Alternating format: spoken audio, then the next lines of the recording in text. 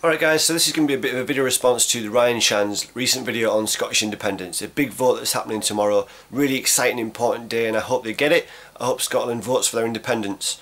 And it's going to be a bit of a video explaining why, but it's a really complex issue, so I'm not going to be able to touch on all the points.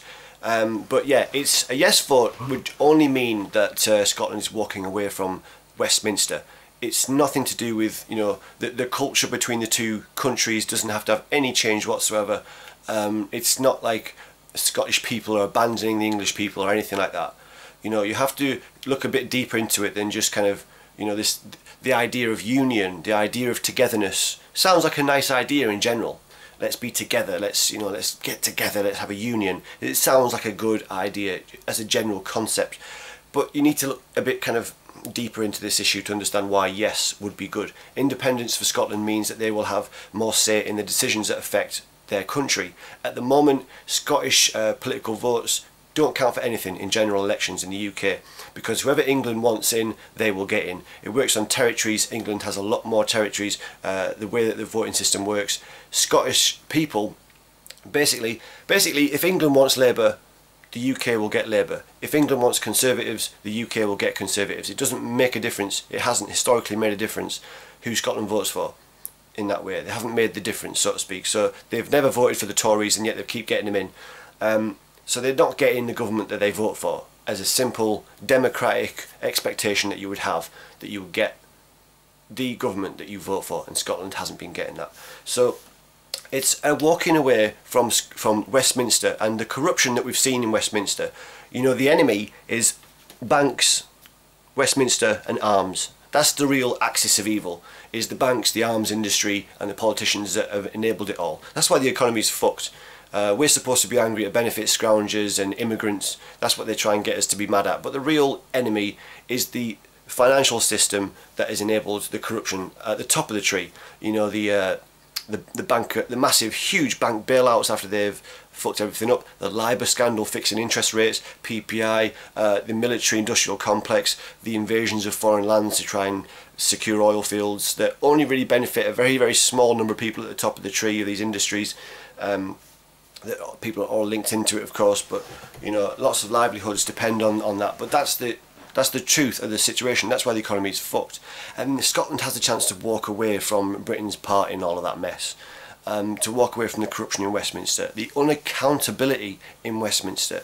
Yeah, when something big like this occurs, when the establishment is threatened with having its power hacked away at, you see how desperate they get, you see how petty they are and how underhand and pretty just disgusting lengths that the establishment will go to protect its own interests. And what I'm talking about is like the scare tactics, the fear tactics that we've seen from, you know, David Cameron, the establishment in general, the No campaign.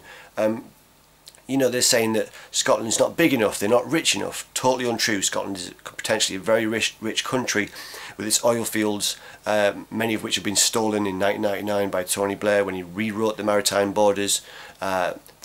Scottish waters are also being used to host the Trident nuclear missile submarines, and if that wasn't happening, Scotland could mine a whole different area of sea as well for oil. They're potentially a very rich country. They could definitely do it by themselves. They're not a burden whatsoever. And this is why we can see the establishment so desperate to keep hold of Scotland, because they know that it's actually very important for the establishment's kind of grip on the economy of the UK. So they can do it, they're big enough, they're rich enough. And to walk away from the corruption in Westminster it's such a good chance to just make a clean break from all of that. They get to decide how their country runs. They can become a far more socialist country and keep you know, public services and use tax money in a more fair way, which is not happening at the moment, of course, through the UK system of government. Yeah, we're supposed to be living in a time of austerity, and yet, you know, the bankers are getting their bailouts and their bonuses, and the military-industrial complex is thriving like never before. Hundreds of billions of pounds are being made by a very small number of people at the top of the economic tree, and that's a corruption that has been allowed to be exacerbated and get worse and worse under this Westminster system, and they're not accountable. And all three parties are singing by the same tune as well. So there is no choice between the Tories, Labour and Lib Dems. There's no choice. They're united in their support for what has been the most damaging aspects of the economy over the last decade or so. There's just no difference, and that was shown clearly when you saw all three heads of the parties going up to Scotland in a last-ditch effort to try and convince people to stay within the empire, the United Kingdom. But independence is good, devolution of power is good, bringing power closer to the people, localising decision-making process is always a good thing. You don't want to be sending your the power to make decisions that affect your life off to people that have absolutely no connection to you, have absolutely nothing to do with you, and clearly don't care about you. One of the No campaign slogans is better together. Well, Tommy Sheridan, who's a Scottish politician that's campaigning for independence, he said, well, if we're better together, then why are we not better today? Why are we not already better if we're better together? Because, again, we're supposed to be living in a time of austerity, cuts keep occurring, public services keep getting sold off, privatisation is getting worse and worse, we're expecting more cuts in the future, university fees are going up.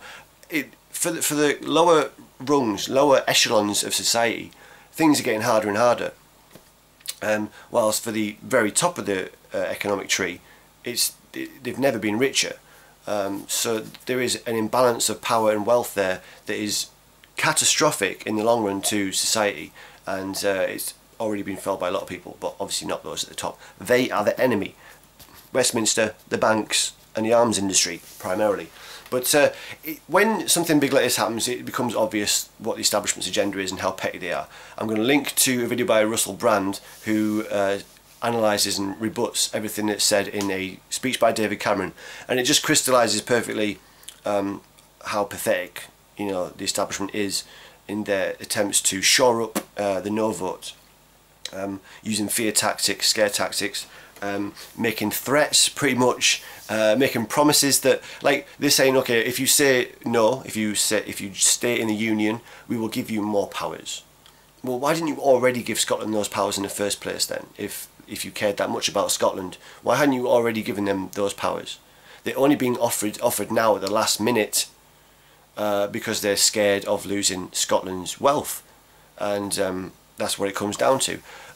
Scottish land is by and large owned by a very small number of foreign or absent rich people. And that's tied up a lot of the land. It's made it difficult for this Scottish land to be used in a way that would benefit the population of Scotland. And lots of tax avoidance going on. Companies not putting back into the systems that have allowed the top of those companies to get rich. Yeah, and it becomes ever more obvious that the establishment is kind of all in it together. We see things like Asda and John Lewis threatening to put prices up in independent Scotland. What possible reason could there be for a major retail chain to have to put their prices up just because Scotland is independent? It doesn't make any sense whatsoever. Trade agreements could be kept in place, kept fair between different trading bodies. There's no reason for Scottish exports or imports to be affected in any big way. The only effect would be that the power and control would be in Scotland and not in Westminster, which again has allowed huge tax avoidance for big companies that is just bleeding the systems that they are taking that money from. It's a really big problem, and one of many really big problems that have come from Westminster. So that's why a yes vote is good. A move away from Westminster, a move closer to, or to put the power with the people of that region. And devolution of power is always a good thing. That's a very complex issue. I'm not going to go into why that is, but whatever. But yeah, so I hope Scotland votes yes. There's so much more to be said on it, but I'm not going to ramble on too much because I'm not as lucid on the subject as many others that you could listen to. So I'm going to link, if you're interested in this topic, definitely go and watch some of the videos that I'm going to link down below, because you aren't seeing a fair spread of information on the mainstream media. BBC especially is really been terrible in its coverage of this. So people can't be blamed for thinking that a no vote is the way to go, because they're seeing a very simplistic, biased representation of the issue on the mainstream media, and most people, that's the only place that they get their news from. They work all day, they're tired, they come home, they're interested in what's going on outside in the world, so they stick the news on for a bit. Oh, that's what's happening in the world, right? Do some gaming, have a tea, spend time with family, go to bed. You can't blame people for being sort of ignorant, so to speak, of the issue, political issues, because they're not given the true information in the mainstream media. So go and look at some of the links down below if you're interested in this topic. A yes vote is definitely the best way forward, in my opinion. And that is it for this video. Goodbye.